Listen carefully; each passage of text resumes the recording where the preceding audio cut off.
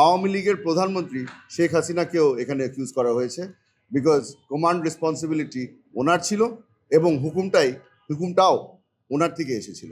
সাংবাদিক ভাই বোনেরা, আসসালামু আলাইকুম। আজকে একটি ঐতিহাসিক দিন। আয়নাঘর যেটা আসলে জেআইসি, সেটার বিচার আজকে শুরু হলো। প্রথম সাক্ষী হিসাবে আমি এখানে হাজির হয়েছি। আমি আমার স্টেটমেন্ট দিয়েছি। প্রসিকিউশন টিমকে আমি ধন্যবাদ জানাই এই সুযোগটা করে দেওয়ার জন্য। আমি আপনাদের সকলকে ধন্যবাদ জানাই, এখানে অনেক ধৈর্য ধরে আপনারা বসে আছেন। আশা করছি যে এই যাত্রাটা আজকে শুরু হলো, ইনশাআল্লাহ কিছুদিনের মধ্যে আমরা হয়তোবা ন্যায় বিচার পেতে পারি এই ট্রাইব্যুনালে। আপনাদের থেকে দোয়া নিয়ে যাচ্ছি, ইনশাআল্লাহ আবারও দেখা হবে। এই ট্রাইব্যুনালে কি বলেছেন আপনি?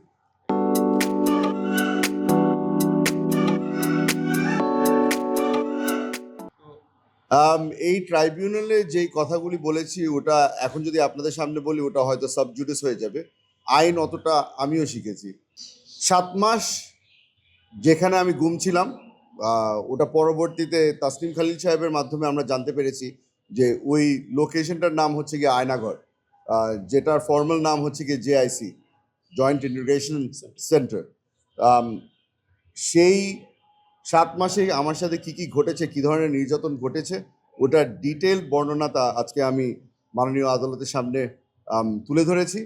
তার সাথে সাথে যেই ব্যক্তিরা আদেশ দিয়েছিলেন, যারা হুকুমদাতা ছিলেন এই গুম ঘটনার সাথে, তাদের নামও প্রকাশ করা হয়েছে এবং তার সাথে সাথে ন্যায় বিচারের জন্যে আমি আবেদন করে এসেছি।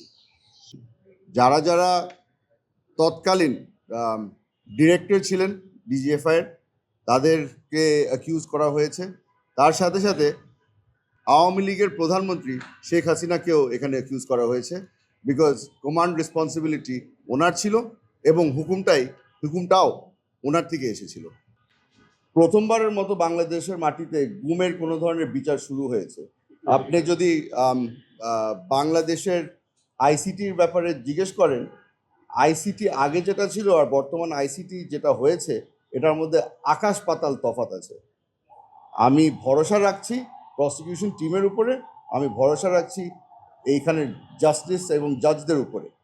আশা করছি যে যেখানে আমরা বঞ্চিত হয়েছিলাম সেখানে আমি আশা করছি যে আমরা ন্যায় বিচার পাবো।